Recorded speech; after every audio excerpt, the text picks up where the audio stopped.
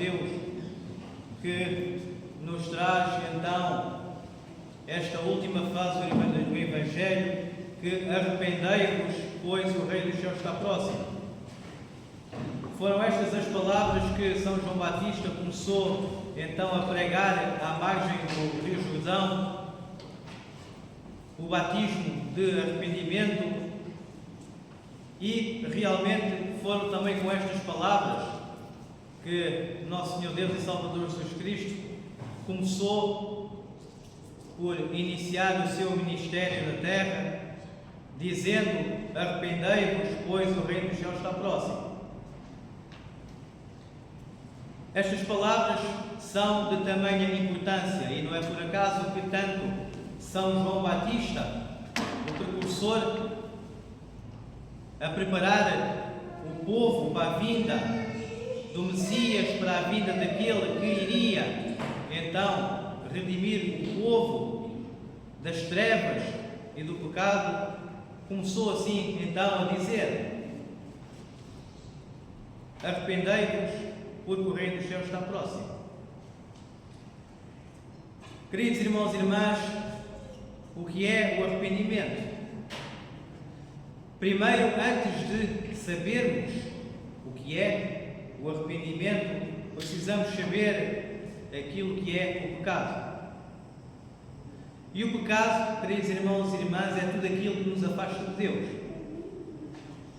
O pecado é a falta de amor. O pecado é os vícios e as paixões que se acumulam durante toda a nossa vida e que nos fazem então estar afastados de Deus. E não é Deus que se afasta de nós, somos nós próprios que nos afastamos de Deus. Podemos ver, queridos irmãos e irmãs, exemplos de arrependimento, como o ladrão arrependido que foi crucificado ao lado de Cristo. É um exemplo de arrependimento que não é comum. Foi um caso excepcional que aconteceu então na crucifixão do nosso Senhor Deus e Salvador Jesus Cristo, e que permitiu ao ladrão arrependido ser então participante do paraíso, do Reino dos Céus. Ouvindo então esse ladrão arrependido as palavras de Cristo na cruz, dizendo: ainda hoje estarás comigo no paraíso. Pois o próprio ladrão lhe pediu: Senhor, lembra-te de mim quando chegares no teu reino. Vemos aqui um exemplo de arrependimento, um caso excepcional na história da humanidade, na história daquilo que foi então a crucifixão do nosso Senhor e Salvador Jesus Cristo. Podemos dar outro exemplo de arrependimento genuíno, que é o exemplo de Santa Maria do Egito, uma pecadora, prostituta, que realmente ela tinha uma vida devassa e dissoluta, que vivia então vendendo o seu corpo e vivendo na maior podridão de que há na terra. Pela providência de Deus, ela foi a Jerusalém para venerar a Santa Cruz de Cristo, e que realmente uma força divina, a força e o poder de Deus a impediram de entrar na igreja do Santo Sepulcro para venerar a Santa Cruz. Ela, sentindo realmente que estava alguma coisa errada, ela viu nela própria a culpa do pecado que carregava dentro dela durante toda a sua vida. Ela pediu então à frente do ícone da Mãe de Deus, em arrependimento, para que a Santíssima Virgem Maria a ajudasse então no seu caminho de mudança de vida, no seu caminho de arrependimento. E assim foi. Santa Maria do Egito passou as águas do Jordão e viveu durante mais de 40 anos no deserto, em oração, em jejum, em sacrifício. Ela própria que sabia a podridão em que vivia, e sabendo ela que era pecadora e indigna e que foi impedida de venerar a cruz de Cristo pela sua própria indignidade, ela caiu em si. Assim nós também, queridos irmãos e irmãs, também temos que cair em nós mesmos, em pensamento de arrependimento, e mudança de vida. É isso que quer dizer arrependimento. Arrependimento e confissão são a mesma coisa? Não. É quase a mesma coisa, mas não é a mesma coisa. Podemos nós, então, irmos ao ispovese, irmos à confissão e listar, então, todos os nossos pecados? Isso é arrependimento? Não, não é. Vamos então ao ispovese, à confissão, confessar então os nossos pecados com tristeza na alma e com o coração despedaçado e com o coração contrito? Sim, já pode ser chamado de arrependimento, mas mesmo assim ainda não chega, não é tudo. Porque, queridos irmãos e irmãs, se nós então vamos ao ispovese, confessamos os nossos pecados, e o que é o pecado? O pecado é como se fosse o espinho, uma faca que se entranha na nossa alma e no nosso corpo.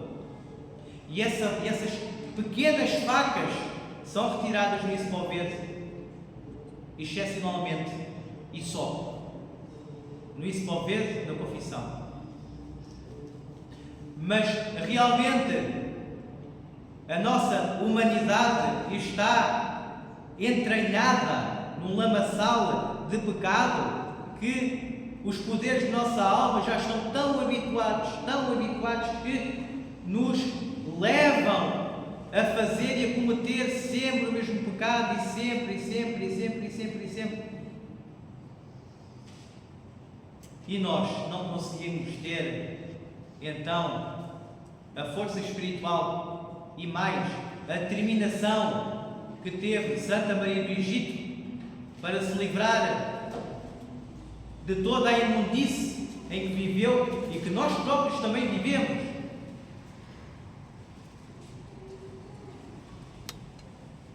É importante, queridos irmãos e irmãs, olharmos para estes exemplos. Santa Maria do Egito, ela que sacrificou, querendo lutar pelo céu. São Sósima, que contou a história de Santa Maria do Egito, pôde ver ela própria no deserto, e ele não sabia dizer se Santa Maria do Egito era um anjo terreno ou uma santa celestial. Ele viu a própria Santa Maria do Egito levitar em oração, pelo desejo de ela subir ao céu e do seu desejo de estar em comunhão com Deus. Podemos ver Santa Maria do Egito como um exemplo de arrependimento genuíno. E, queridos irmãos e irmãs, não podemos desesperar na nossa luta diária contra os nossos vícios e paixões. Santa Maria do Egito passou anos e anos numa vida dissoluta, numa vida de pecado, de pecados gravíssimos. E ainda ela caiu em si. Possamos nós pedir orações à Santíssima Mãe de Deus, como fez Santa Maria do Egito, pedindo então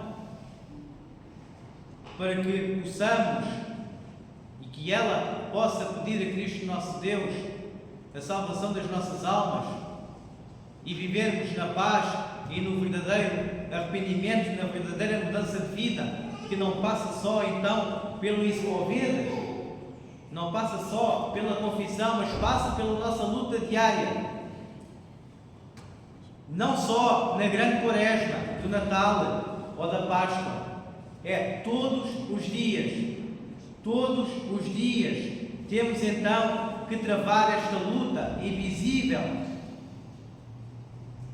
contra as facas do demónio que nos atingem invisivelmente, fazendo-nos nós próprios, então, pessoas que abandonaram Deus. Possamos estar, então, na nossa luta, cada vez mais próximos de Deus, cada vez mais em comunhão com Deus, porque foi para isso que nós fomos criados. Nós fomos criados para a vida eterna, fomos criados para a imortalidade, fomos criados para estar em comunhão plena com Deus.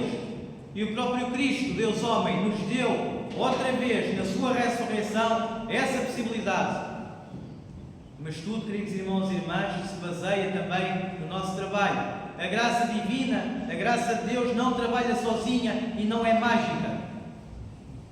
A graça divina e a graça de Deus descem sobre nós mediante o nosso esforço, mediante o nosso amor, mediante a nossa determinação, como teve Santa Maria do Egito. Amém.